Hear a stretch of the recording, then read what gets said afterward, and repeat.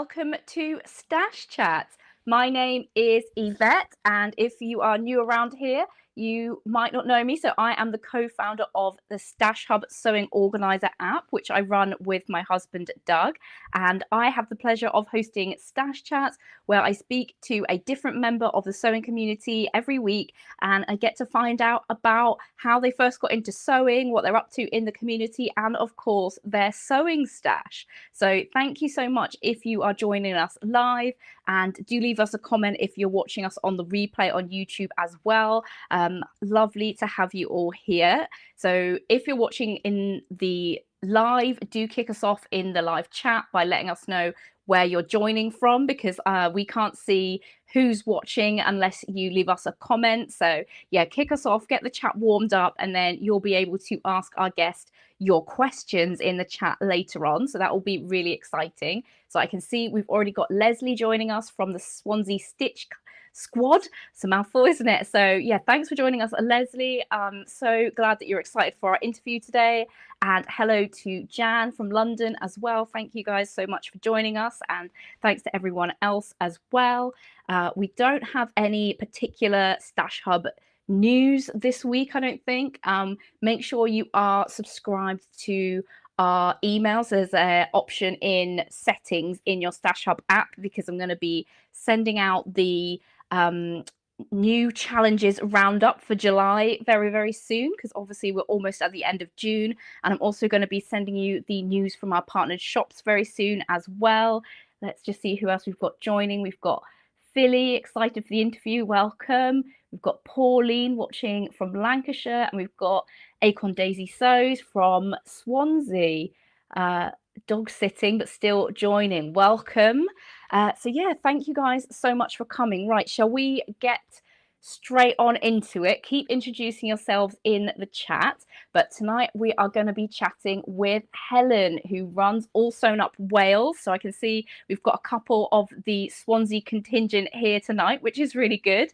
Be good for Helen to have some familiar faces watching along. So Helen runs All Sewn Up Wales, which delivers amazing sewing teaching. So there's currently an online course available, so I'm sure you'll hear a bit more about that later. Helen has so much experience in sewing. She's worked as a bridal wear designer, a sewing teacher. She's written books about sewing, including Dressmaking the Easy Guide. So yeah, so much skills that Helen loves to share with the community. So we're going to hear all about that and Helen's experience.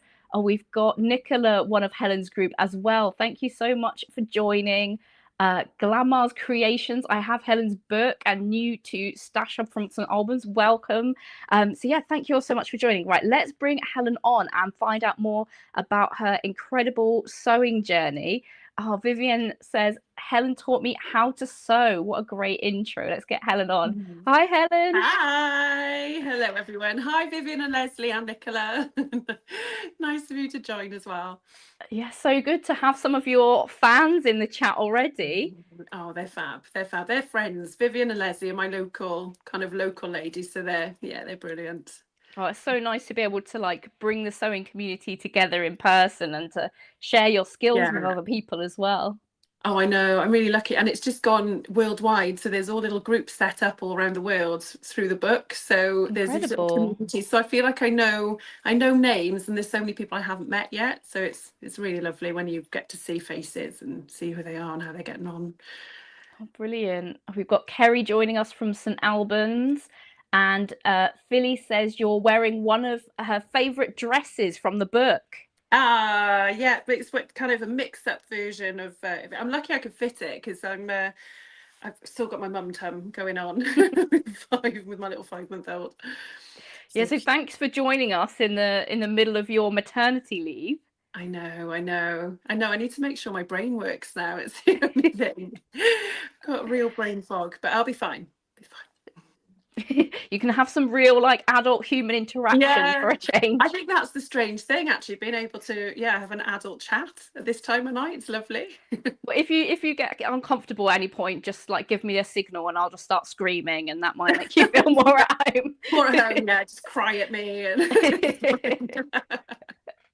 Right. Do you want to kick us off by telling us how you first like fell in love with sewing? Yeah, it's actually a really early memory. So, when I was in primary school, we had someone in and they came and they taught us how to do blanket stitch. And it's a very uncool story because it's not very fashiony, but I learned how to make a recorder case. And I always remember it. And I went home with my recorder case that I was really proud of. And I used to wear glasses when I was little. And I remember going home and making myself then a case for my glasses. And that was the first time that obviously the love of sewing just sparked something in my imagination to want to go home and carry on. And then, Amazing. I feel like a recorder case is such a like British primary yeah, school like niche, isn't it? I've still got it somewhere, but yeah, that's tucked away in a memory box somewhere. But I can't really remember much more in like primary school. It was more when I went to comprehensive then, and I had I just did design technology, and I loved the arts and the creative subjects. And I had a really excellent textiles teacher who everyone knows. I always say Mrs. Shepherd, and she just carried on that creativity, and I absolutely loved it. And I was lucky to be one of four doing GCSE textiles. And then only two of us wanted to do it at A level. And they said no. But my mum, who is just my just biggest supporter, said, well, we'll go to the school, and spoke to them. And next thing they said, right, well, you can do design technology and you can specialise in textiles for the second year. So I was down with the boys doing woodwork, metalwork, and just all the kind of fun, creative stuff. And then got the one-to-one with Mrs. Shepherd. And she just was old school, very old school sewing. So you weren't allowed to cut into your fabric until you'd shown her a lay plan. So you had to work out how much fabric you needed for that exact project, whether it was 45 inches long or wide or 60 inches wide. Now, I can't even teach students that when I used to teach in a college, and she had us doing that in, secondary school. So she's the one I always think, she gave me the skills, and my mum gave me the drive and the creative passion. And then went to university then and studied fashion design, and spent 3 years in London learning about pattern cutting and just making just 3D garments. And it just kind of kept evolving from that, really, and left university with a degree. But what they don't teach you is anything other than how to make clothes for a size 8 6-foot model. So I left university and had the skills, but have had to learn how to make it a business, and how to make clothes for real people. So did you So, ever make clothes for yourself, like whilst you were doing your A levels and at university? kind of. It was always fancy dress. So we'd always fling stuff together for, when we were in college and university, and we just used to make the most random things. And I look back and laugh because there was nothing particularly striking or cool, but it was always just throwing yourself into the projects when you were in college. And because I did a foundation year as well, so you got to create some really crazy, crazy stuff then. Um, but I think my problem is all my life I've always made for other people, and I've never made enough for myself. And the whole point of me setting up workshops and courses and writing the book was because I'm 5'11". I have curves in all the right and wrong places these days, and it's a real struggle buying clothes. And I hate clothes shopping, even though I'm a designer, I teach dressmaking, and I've kind of said now I'm on maternity leave. Once I get the studio really finished, it's my time to start making clothes for me. So yeah, like a whole wardrobe, whole capsule wardrobe, all the things I've wanted for years. So So what is it that you hate about like shopping for clothes? Is it like the fit or the options or just the whole um, experience? everything about it. And I've only recently started saying that I really hate shopping, because it was always something that I felt I shouldn't say because of what I do. And it's because I'm tall and curvy. So even when I was at my slimmest and I was been always sporty all my life, I remember going to Dorothy Perkins and trying on a pair of size 16 trousers, and they didn't fit. And so my next step was to go to Evans outsizes, but I was the slimmest I could be, which it just made me feel terrible about my shape, my body. And I remember just thinking, I felt like walking out in my underwear going, this is ridiculous. I just felt really just, it makes you feel terrible about yourself and that you should lose weight to fit into clothes. And that now, especially now, makes me quite angry, because it's the clothing industry is just wrong. The sizes are wrong. And I've done talks about this, you know, on YouTube as well. The sizing is all out. And as women, you're forced into these sizes. We're not the same size top and bottom, and me especially. And so I think I just started making things for myself, and I'd make dresses because I have such a hatred for trousers because of all of that. Because of the fitting and the Yeah, and to buy a pair of trousers in a shop now is a nightmare. But I'm sure those follow me and know me know that the next book is going to be a trouser book. So it's kind of my nemesis. It's something that is going to be a really fun project to do, but I need to do it right. And if I can make trousers for me with my big hips, small waist, big bum, then I can help everyone else make trousers for their shape as well. So yeah, so, and it means I don't have to go shopping for clothes. I just don't enjoy it. And trends, I don't follow trends as well. I wear clothes that I like, that fit me and flatter my body, and I've learned to understand what flatters me.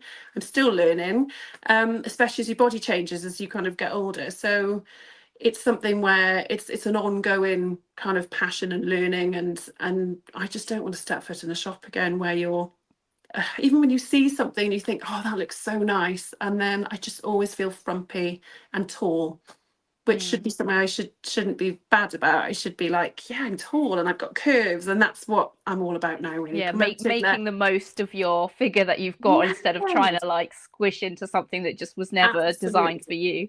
And We've that's got what the bridal, the bespoke side was all about. Is I truly believe that women, men are different obviously because it's very different bodies and shapes and clothing, but I do 100% believe that women can look fabulous whatever shape they are, whatever curves you've got. I think you can dress your body and women can look fabulous, and they don't have to be in, you know, high fashion, but you can just make clothes that fit you and you will look and feel better. And that's kind of my whole ethos now.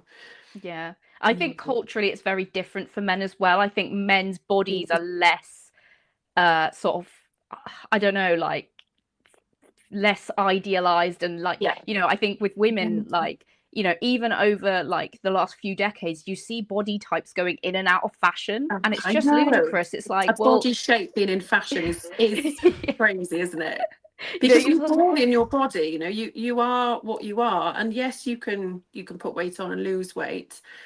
But then the terrible thing is it's so easy for people these days to physically change their body in unnatural ways. And it's quite sad because I think everyone's going for this ideal, which is fashionable, which isn't necessarily yeah. going to be, is that what you're going to want to look like in 10 years? And then you've that's you're, you know, you're changing everything about you. So, you know, each to their own. If people want to do it and feel happy and body confident, great. But I don't think everyone has to look good Yeah, is where yeah. I'm So with it. it's much more about, yeah, having clothes that fit you and feeling confident in your own skin, Yeah, and not feeling like absolutely. you have to sort of, you know, fit into this box that somebody else has created. Yeah, make clothes that fit you, and so that you're not trying to fit into something else. And that was a big Yeah, thing with bridal wear. You know, I had so many women who were all different shapes, all sizes, and it was magical when a bride who especially was curvy, and I always say in the right places, and the feeling, I had so many fabulous brides that went, my gosh, I look beautiful. And that was great, but also quite sad to think, gosh, is it only now that you feel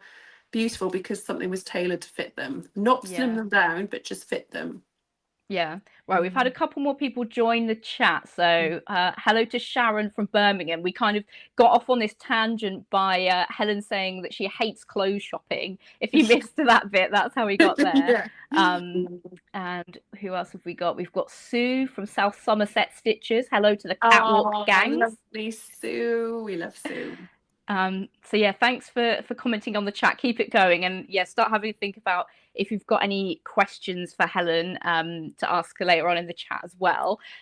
So yeah, so you did your kind of fashion course at uni, and then was it you kind of did you go straight into the bridal wear from there? No, it took a long time actually. I came back to Wales with a plan of going back to London. I always felt I needed to go and do work experience in London. So I had good feedback for the collections I did, which were mainly in denim and satin. So I always loved those two fabrics. And I came back and planned to go back to work for Miss 60 because they'd shown an interest in my collection and said, oh, she could work for us. So I had these big ideas. I was going to go back to London, just work for Miss 60.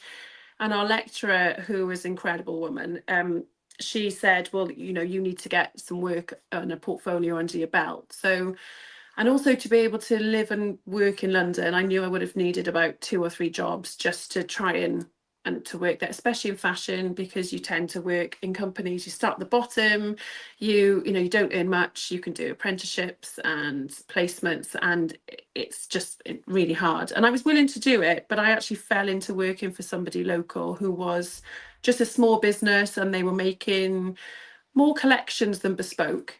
And I worked for them for a while, and it opened my eyes to think, well, actually, this is something that I could do myself. And I'd never done business. I'd never understood. No one had ever talked to me about how to run a business from doing a fashion degree. And I think they do more about it nowadays, but definitely not then. So I very naively agreed to make a collection for a boutique called Lunacy Boutique. And she's still going 20 years on, which is also amazing, because again, for boutiques to be going that long, you've got something special about you. And I made a denim collection and it sold out straight away. But I also had the trousers back because they shrunk. So I had quite a few lessons quite early on. But it all kind of started with that. And I just was trying to find ways of doing what I loved and making money. But in the beginning, it was doing something I loved because I was living at home with my parents. And the whole making money is just over 20 years. It's just slowly got more important, obviously, as you get older and your situation changes. And now it is a fully fledged business, which is majorly exciting because it was definitely a hobby for at least 10 years, I think. Incredible. Yeah.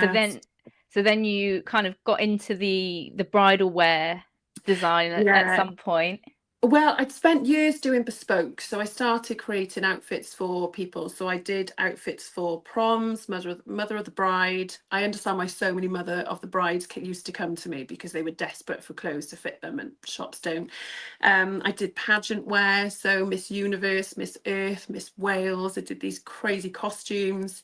Did really flamboyant outfits for fashion shows kind of within Wales and some in London.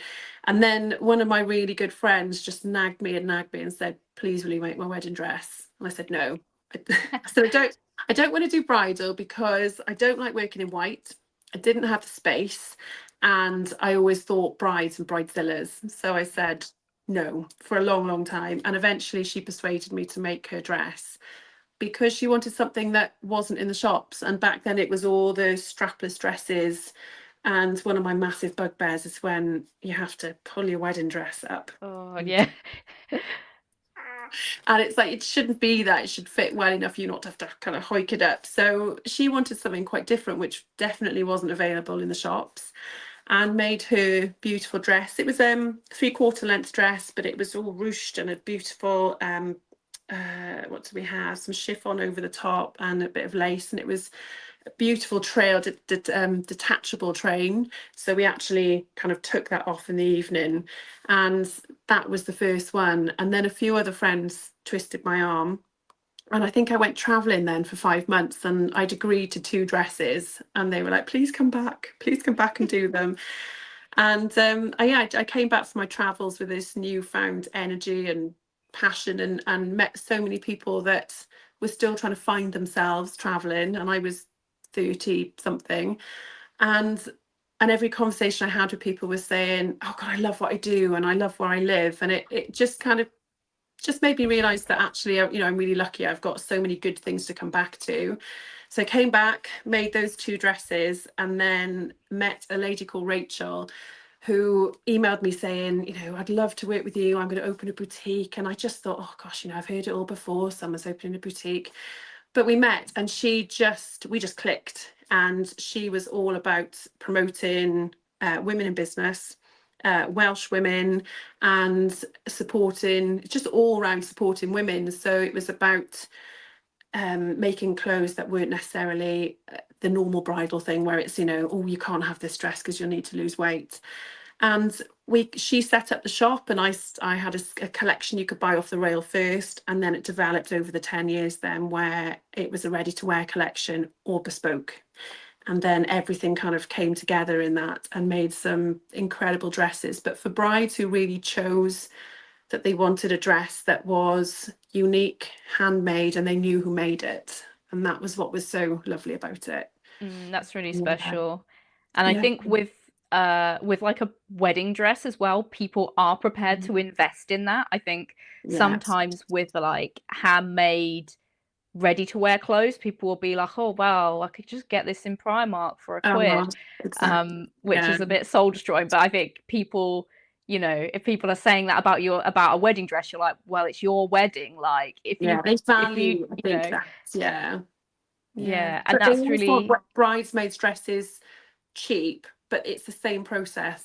The only thing that's different is the fabric. You might not have a really expensive lace, but the core item and all the skills that go into a bridesmaid's dress are the same as a wedding dress. So I didn't ever do bridesmaid because I just felt it just people didn't value bridesmaids as much as the mm, wedding dress. So I thought, well, let's stick with what people love, and then you're not doing something you don't enjoy, because there were plenty of times in the career I did something and thought, I'm not doing this again. It took the love out of it. And that's, I think you can't keep going for 20 years if you don't enjoy something. And that was always my thing. definitely. Yeah. So then from the bridal work, you got more into like the teaching side of things as well. Yeah, I was always teaching on the side. So I think when you set up a business, you're always thinking about the money, where it's coming from, and what bills you need to pay. So I taught on the side. It was my mum. It's always my mum. She's always there going, why don't you do this? And I always fought against it for a long time. And then when I first set out, then I did a PGC within about 2 years, and that was secondary school teaching. So I taught in secondary. I saw how in secondary it's kind of a pick and mix, really, whether you get school that supports creative subjects or whether you have a school that is not interested, and whether you've got a dynamic teacher, but also whether you've got a teacher in a school who can teach dressmaking. Because what you Mm, found is most teachers in secondary school had done a like embroidery degree, kind of more not embroidery, is not the right word, textiles degree.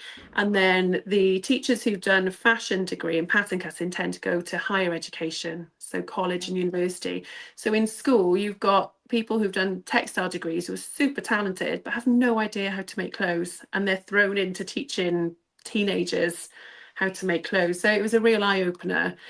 And then I taught in my local college down in West Wales, and taught the pattern cutting, and absolutely loved it. But I did a 20-week course, and I found that the people at the end, there were about 20 students at first, and then they all just tapered off until I was left with 4 students who were mature women who just wanted to learn to make clothes, and they were there for that reason.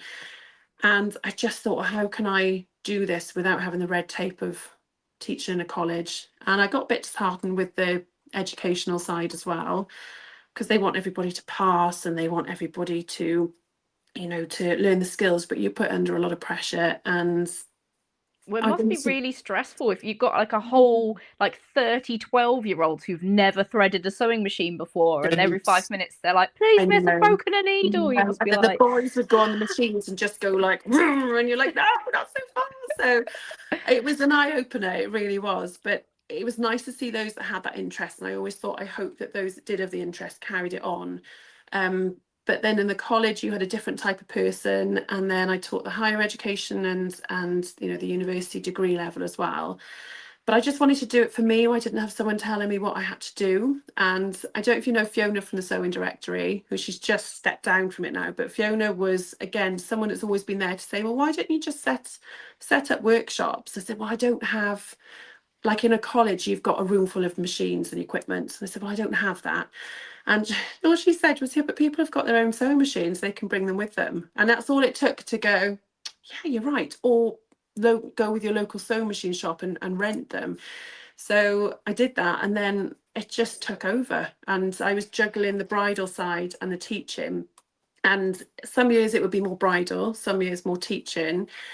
And it was an interesting one. It just changed quite a lot with what was interesting, and yeah, but I love the teaching. I just loved sharing my knowledge and passion, and it became more about sewing as well. It was a lot about the well-being side. So I used to teach in my small little studio, which was a little log cabin down the end of a lane.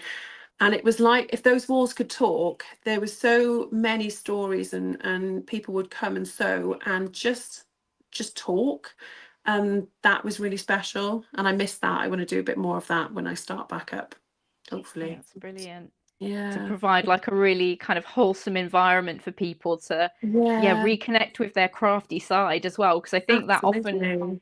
gets lost, quite Yeah. early, really, for Yeah. a lot of people. Just they Yeah. just think, oh, I've got to study or I've got to work, and then they kind of Yeah. lose that creative part of Yeah. themselves. So that's really good that you're helping people reconnect. Yeah, help other people, but I've never got time to do it, and that's what I need. It's the typical thing where I'm like, I know when I get twitchy, I'm like, I just need to craft, and whether that's cross stitch or something quick, for the mindfulness. But I am desperate to just get for the full on dressmaking. But it takes time, doesn't it, with dressmaking? You can't just nip in for an hour. I'm an all or nothing person, so I need You to a have a big good sewing plan and day. just go for it. 3 days, and I'll have a whole wardrobe. You need a sewing retreat then. I know, just my own one, yeah. I know. Oh yeah, I do see lots of the retreats thinking, God, I should just go to that and just go, leave me in a corner, bring me tea, I'll be fine. Oh, Vivienne says I started in the log cabin. First Yeah, make was a she did. cushion. She did, I know, and she's making the most amazing dresses now as well. She's fabulous. She's got, I think, 40 odd garments, I think, from what she had on her Stash Hub post she did the other day. Amazing. Yeah, she's doing amazing. And then Glamour's Creation says, do you think that the sewing bee has contributed to the sewing boom we see today? I think every year it's on, you definitely do see a buzz. You see people are interested. And I think those that watch it and go, oh, do you know what? I've always wanted to do it.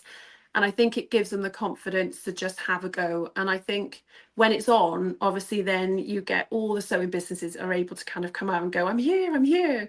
And people might not have known them. And people say to me still, God, I wish I'd known you around workshops. Like, I've been going 20 years. I've been doing it for a long, long time, but it takes people just to be inspired to then start looking. And today, you don't, with social media, you've really got to get up and out there for people to know who you are. So it's more of a challenge. So it does help when it comes out, and it definitely inspires people, and for the right and wrong reasons as well. I think some people think, oh great, I'll just, someone can make me something, but until you do it yourself, I don't think you realize the time, because they speed it up so fast, don't they? It's a very unrealistic time scale, I think, sometimes. So yeah, I have people come into workshops going, I want to make this dress in 3 hours. I'm like, well, that's not going to happen. And I want it to fit me perfectly. Well, like, that's also not going to happen. So it's yeah, pros and cons, but I love that it just gets everybody talking about sewing, which is great.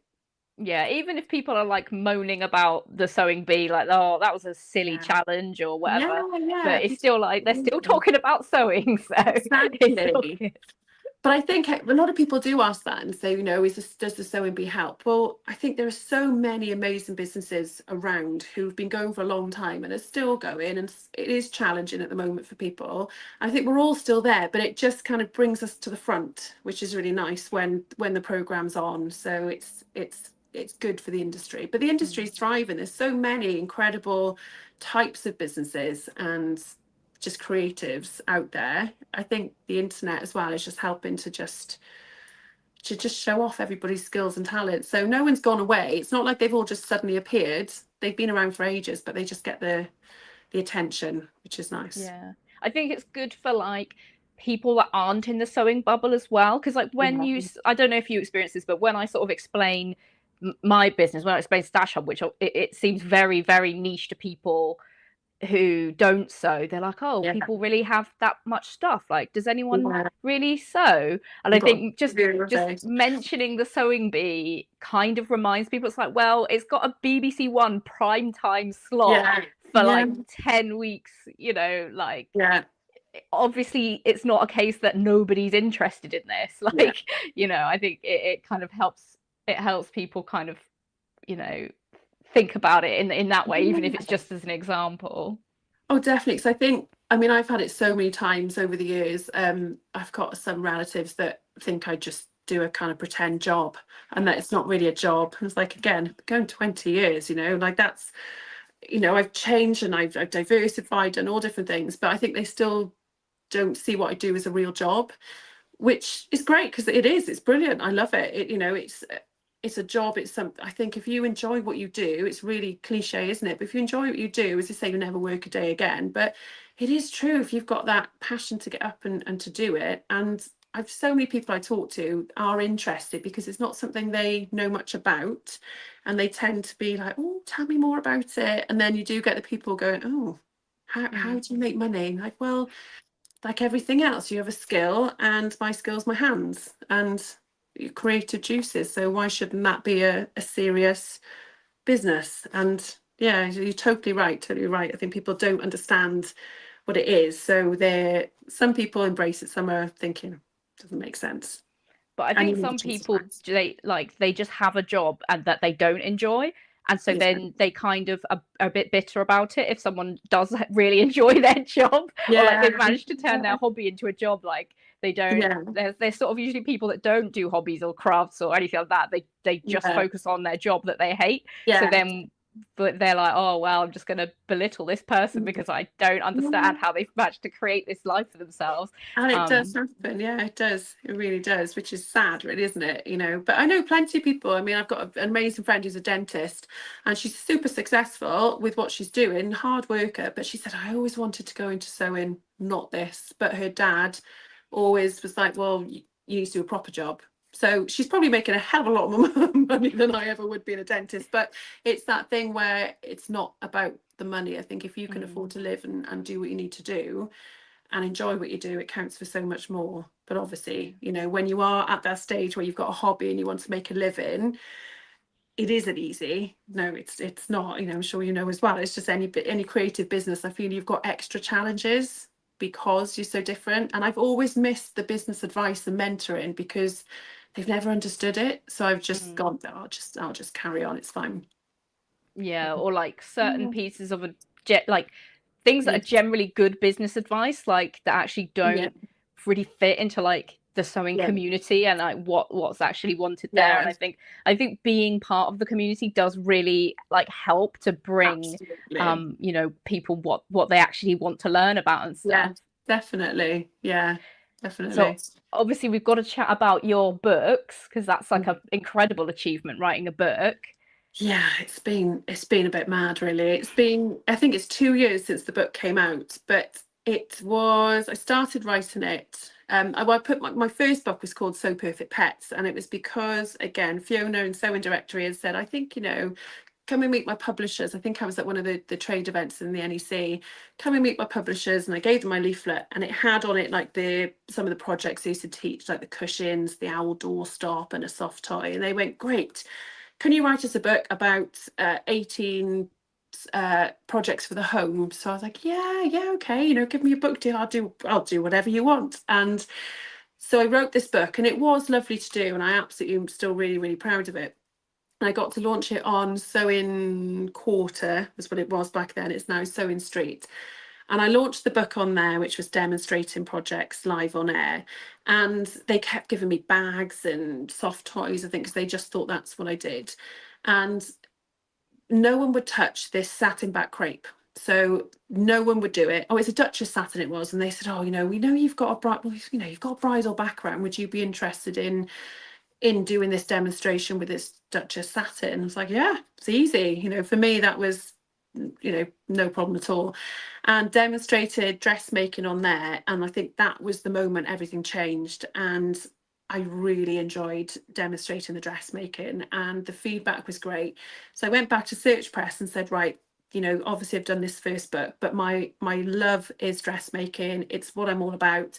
Can I write a dressmaking book? And they were great. They just went, yeah, okay, give us your ideas. And I genuinely don't know. It was just in my head. It wasn't like I sat down trying to work out where the gap in the market was. I just had this idea for this book to teach people the skills without having to go and do a university degree. And you can mix and match the elements of dressmaking And I think I was pregnant with my first little boy just when I'd gone to London to meet the editor and sign it all off. And I remember I wasn't wearing a dress because I was bloated and it felt really wrong. It was all like promoting this dressmaking book. And he was then diagnosed with a heart condition at the 20-week scan. So thank God he's okay. The NHS is incredible and they are just amazing. But when he was born, it was February 2020.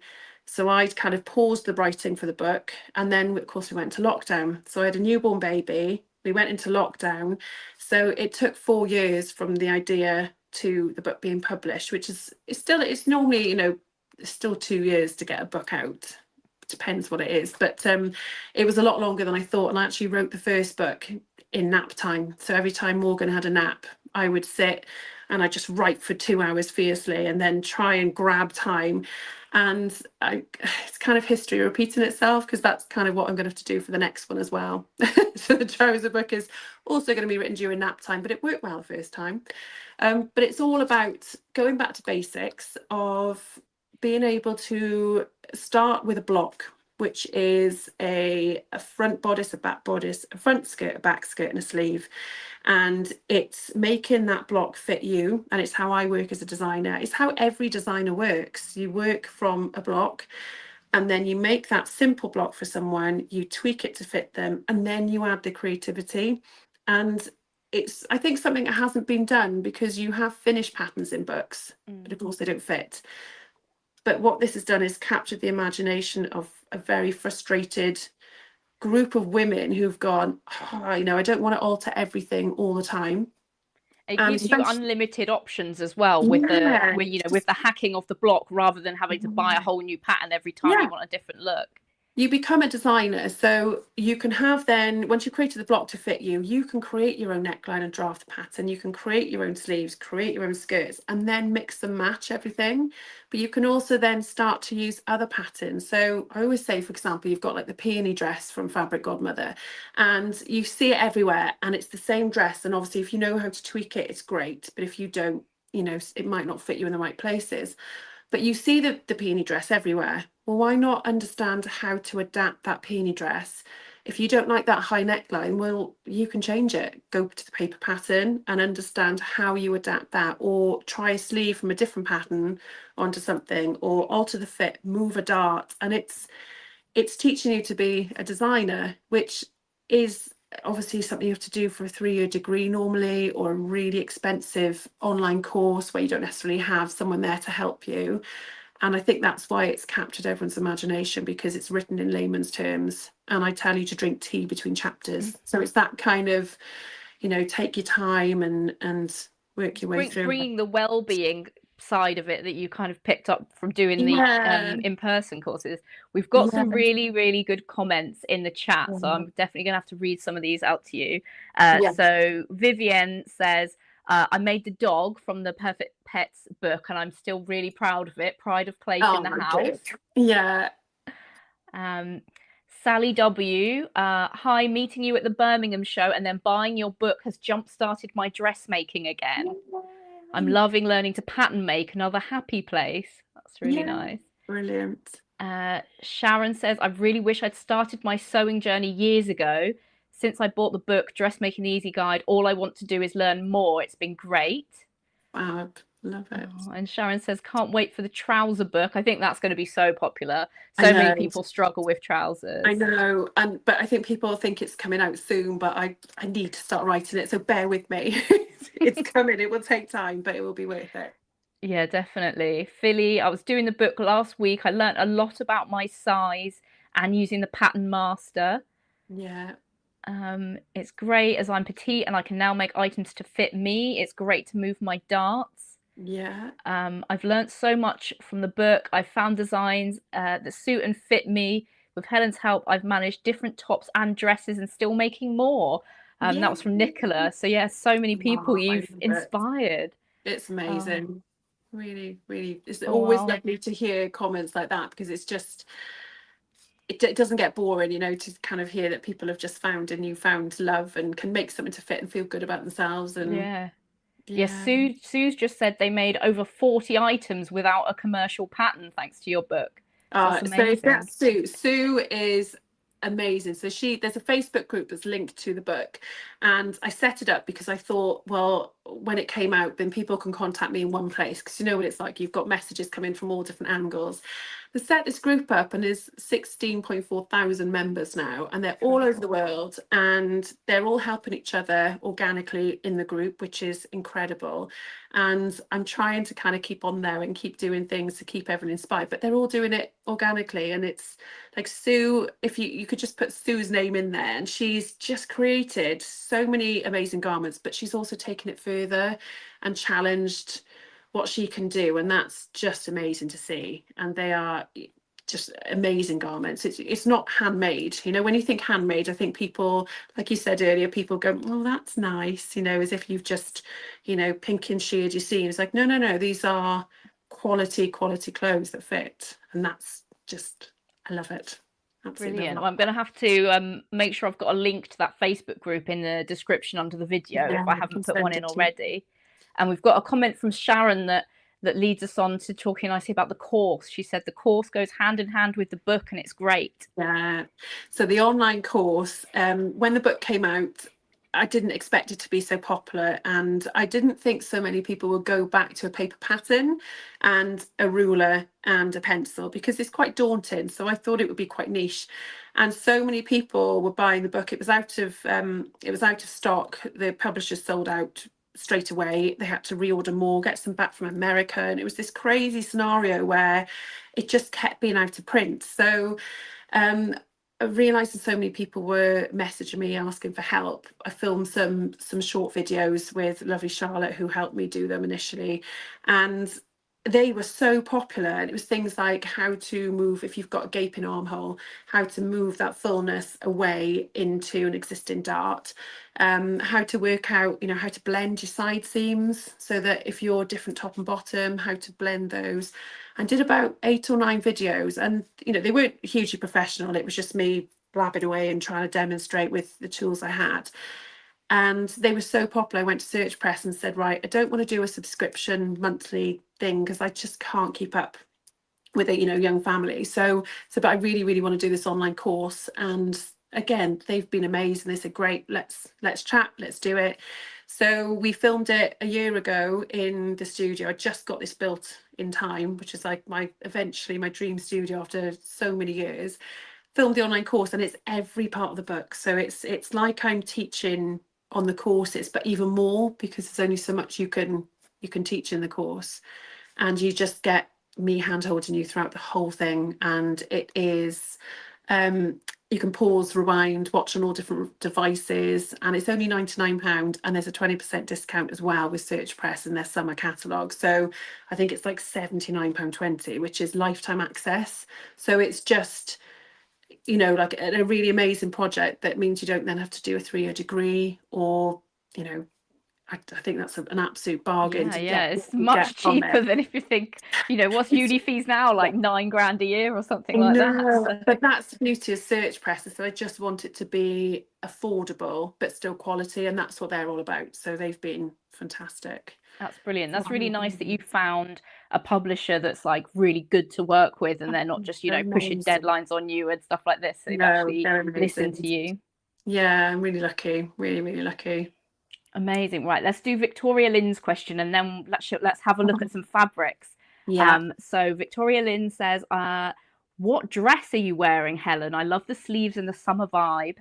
So this is, when you break it down in the book, it's just the normal bodice. I think I've just got the normal darts, which are the shoulder darts, and it runs down into the waist. And that's with my cheek dart. So it looks like a seam. So that's all in the book. And then it's a boat neck. So I chose that out of the 4 examples in the book. Then it's got butterfly sleeves that are added on. And then it's just a gathered skirt down to the knee. And I've got this style dress then, where I've got a sweetheart neckline, I've got no sleeves, I've got puff sleeves, I've got long sleeves, and you it's like those little miniature ones. You can just mix and match all the elements once you've got this fitting. So I've got loads of different styles. So you just literally pick the book up, go through the process of making the toile to fit you, but then you can go boat neck, butterfly, pleated, and then just mix and match. Amazing. You can I just know I choose make your it sound favorite easy, bits. but yeah. And then if you've got a dress you love, you just make it different fabric, and people don't even realize it's necessarily the same dress. Or you make a small tweak and lower the neckline slightly and make these longer, or anything. Yeah, you can really Add to like play with comfort. it and Yeah, unleash your pockets. creativity. Yeah, yeah. Amazing. Well, if anyone's got any more questions or comments for Helen, do keep popping them in the chat, and then we'll talk through them a bit later. But Yeah. I believe you've got some fabrics to show us, Helen. I have. I've got, as I said, I don't have much time, and it's something that I am massively trying to change at the moment. So I've been having a massive destash, so I feel like you'd be very proud of me. So when I moved into the studio, I had 20 years worth of just stuff that you accumulate, like everything, bag making, toy making, cushions, goodness knows what. So I've had a massive destash already of fabrics, and I've got things that I just can't get rid of, or ones I bought. So I bought this recently because I bumped into a lovely girl in the local chemist, and she knew about me in the book, and turns out we had mutual friends, and she had these amazing dungarees, and I went straight on a Fabrics Galore, I think it was, and just ordered it, and it's a corduroy. Absolutely. Gorgeous. So I want to make a like a dungaree dress, you know, like a pinafore dress, and just have that colour, and yeah, or like the skirt where it's like the culottes, so that you know, even when you're on the school run and you're climbing up a climbing frame, you can still have a bit of fun about you rather than putting leggings on and those kind of things. So And you'll be that able to is wear loads of different coloured tops under that as so well. you just colour, just add colour into your life, and it's fab. So that is my favourite, which is on the to-do. And then one of my favourite fabrics is denim. So I've just got this teal denim from Higgs and Higgs, and they provided the fabrics for the online course, and they've been amazing. So I did a like a little anniversary event there in Gloucester in June last year, and it was so good because I was like, right, I want this, I want this. So I've got, again, not sure what this is going to be yet. I've got a long list. I've got a long list of things and lots of fabric, but that will be something that again will be mix and match with colours and tones. So, and I love denim. It's like probably one of my favourite fabrics. So there's that one. And what have I got? Cotton, love cotton. So in the book, the fabrics are tilde. So usually people think tilde is quilting. And my kind of little hashtag is not just for quilting, because all the dresses, like this is tilde. It doesn't have to be quilting. You can make beautiful things with 100% cotton. And so the tilde range, this is another tilde quilt collection. And this is just, I want this to be something that goes underneath, not necessarily this colour, just a denim, but to have that interchangeable top underneath then that's got that really cool print. Again, I don't know what yet. There's just a list. list. There's that one, and then I don't do much in stretch usually, but I've got these again from Higgs and Higgs, which will, when I'm not feeding, because at the moment that's kind of my challenge, is by the time I make something I'm feeding, so it needs to be accessible. Otherwise I need to just make some things that I've got concealed zips in that I can do. So these are potentials as well. So I've got a lovely mustard jersey with a like a nice little holy print in. Love that colour. And yeah, this one from Higgs and Higgs again. So this, and so Leslie, who's watching, what does she call this? She'll probably comment underneath now. She's got a name for this fabric, and she made a fabulous dress and wore it on the catwalk in the NEC in March this year. And she'd be, yeah, I'm jealous because she made a fabulous dress and mine is still like this, but it will be. So watch this space. But I did put some lovely bridal ones in as well, because I thought it's quite nice to see the contrast of things, and I can't get rid of them yet. So some I'm destashing and selling, but there are some that are just so insanely beautiful. It's gonna be beads everywhere now, so I can hear them dropping everywhere. So this is, oh my gosh, they're dropping everywhere. This is the joy of working in bridal. You So end these up bits just, that are like left from where's the edge? There's got to be an edge on here somewhere. Or if I cut it all off, I can't remember, but you'll see that the print within it, not the print, sorry, the pattern is this amazing geometric kind of one. So close up, you've got this really beautiful detail. It's just quite unusual when you think of bridal. So I was always drawn to something that was a little bit different, and this is like an ivory colour. And I mean, these are just remnants, but I can't part with it. And I'll do something with it at some point, and I've probably got more of it in a box, but they're memories as well. So that's what I struggle with, like parting with them then, because I know what dresses I made with this, and it was like a lace overlay, so I'd have a very much 50s vibe, so the 50s style dresses, and then this lace that just stood out against the skin, because when you put that against your skin, you can see it even better then. It's just this beautiful, beautiful kind of beaded piece. So there's that one.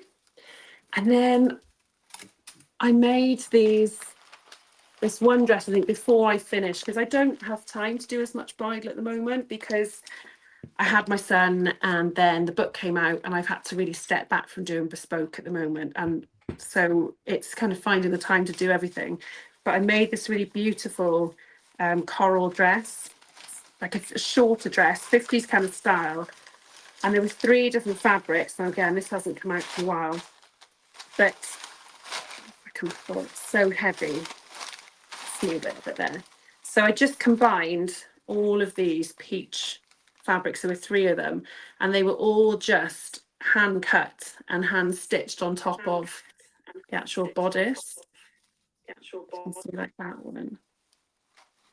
And then that is just all the diamantes and the pearls and the little flowers. So these were individually cut off and then sewn on. So it was just, yeah, stuff like this inspires me because it's colour and it's bridal and it's fun, and yeah, love it. Just love it. So it just gets me all excited seeing stuff like that again. It's great. Oh, so gorgeous. So do you ever feel tempted to like get back into the bridal work? Yeah, I think when the time's right. But as I said, I want to make almost like a capsule wardrobe for me first, get the trouser book written, and to make stuff for me, potentially put a couple of patterns out as well. So those that don't want to start from scratch can buy a pattern and then adapt it using the book in a way. But there's just a long list of things to do, which it's just time, which is the hardest thing. But when the time's right, I will get back into bridal, but it might not be for the next couple of years while I focus on the trouser book, I think. Exciting. And do you do any like baby clothes as well, or are you just like not even considering making time for that? The problem with that is they grow so fast and they're so quick. So the one thing I have done is I've made Morgan a shirt each year for his birthday. So from when he was 2, so he said one from when he was 2, 3, 4, or was it 3, 4, 5? But he's got, I think, 3 or 4 shirts, and my little one now is 5 months, is a little boy as well, so they'll be passed on. So I'm kind of, I try and do that. But I have to say, like in school now, there's so many fancy dress costumes, and I'd love to say I've made them all, but it's just time. It's just too many things I want to do. But yeah, I've got some things I made as samples before Morgan was born, and Isaac's had those like little harem trousers, and I had some little dungarees I made, and t-shirts. They're really quick Waves and Wilds t-shirts, so they're like you whip them out really quick. And Fabric Mama is really fab jersey for like children's clothes. And again, I've got boxes, it's all organized now, but I just need to have like a bit of a plan for what I want to make and when, and make sure I make it enough time so they fit them before they grow out of them, is the problem with the children. Yeah, you've got to just like cut it out and then make it straight away, Yeah, sitting on you will wear it every single day. So we've got a couple of questions about where to buy fabrics. So Sally says, can you advise great places to buy fabrics? So it depends what fabrics. So the ones I've shown you are Higgs and Higgs with the stretch and the cotton, the denim, and their quality is really, really good, because you have lots of companies online and they are like the cheaper ones, but you can't beat good quality fabric. But saying that, lots of ladies in the group have made amazing clothes with fabric that's cost like a couple of pounds, but you've got to be careful when things wash, obviously, and how they last. So someone like Higgs and Higgs is more expensive, but you get the quality, and that's really key. I think, was it Fabrics Galore? I had this first one, that's really lovely. The Tilda fabrics are, I think you just search Tilda, there's lots of lovely companies that stock the cottons. Fabric Mama, say with a stretch with the lovely, beautiful printed fabric. She's again a one-woman business, and her fabrics are just awesome. She designs and prints them. There are so many, but I think I see a lot more on Instagram. You see more of the businesses on there than I do on Facebook. So definitely just start searching and seeing who's got what. The temptation will find you on Instagram. Yeah, I think Instagram is lethal. And then the bridal stuff, if anyone is looking for bridal wear, there is a company which is just called Bridal Fabrics, and they've got everything on there. But obviously then you are paying, it is expensive. Whereas if you're a business, you can get that kind of trade price, which makes it a little bit less painful. But it's anything beaded is just expensive because you can't bead cheaply.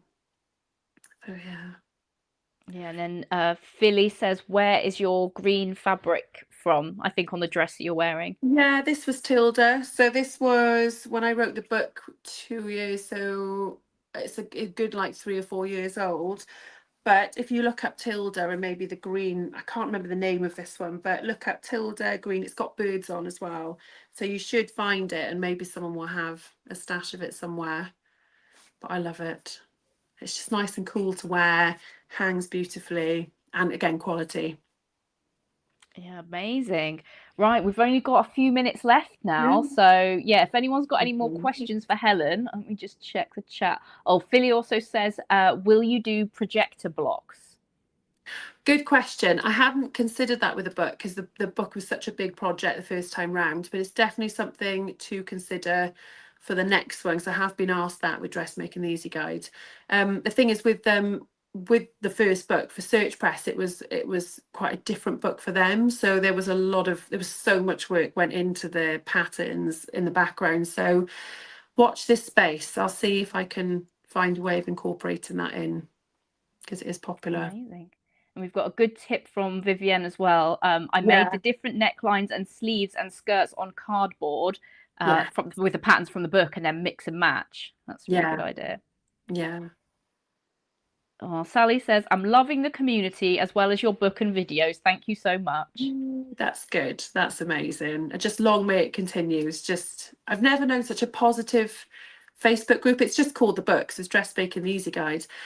And everyone, and I mean this honestly, are just so positive to each other. There's very, very rarely have I ever had to remove a comment or kind of rein anyone in, but everyone is very body positive and encouraging, which is I think why so many people love it. And they'll share pictures that their husbands have taken, and the poor husbands get told off because they haven't done a good picture, and the husbands are having to pin them in. So I think the husbands are like, how do I pin a dress? But it's super, super positive and very body positive. Which is amazing. That's really good to know, actually, because if you're sharing, photos of toiles that don't quite fit to try and get advice, that can be quite vulnerable. Especially if you're not used to that, and you're especially if you're quite new to dressmaking. I've spoken about this on quite a few of the recent chats, there's sort of a learning process where you kind of have to reconnect with your own body and your measurements and the fit and all the proportions and everything. So I think having a really uplifting community to share that kind of journey with, it's really reassuring, I think. Yeah, and don't be too hard on yourself. If you do go through making the toile, it doesn't look pretty, the initial one. The toile it's just calico, it's ivory calico. And it's amazing though how many people, when they tweak the fit, then go, oh my gosh, this is quite nice as it is. You're like, no, definitely make it in fabric. But it is hard, I think, for some people to see themselves first of all, because we all have different views on what we look like. And I still think I haven't got such a big bum, but I have. So there we go. It's fine. I need to make trousers to fit it and we'll be okay.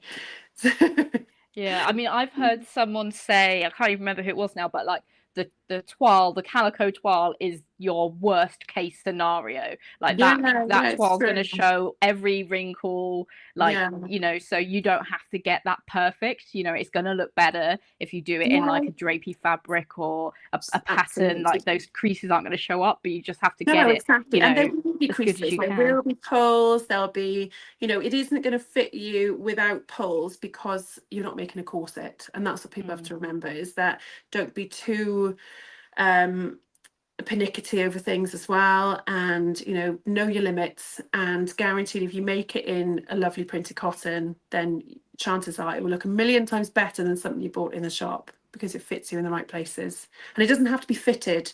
That's what the videos online on my YouTube channel also take you into, how to not sew darts or move them and challenge different shapes. So don't feel that everything is wasted. If you're thinking, that's not my style, it doesn't have to be that as well. And that's what's great in the group.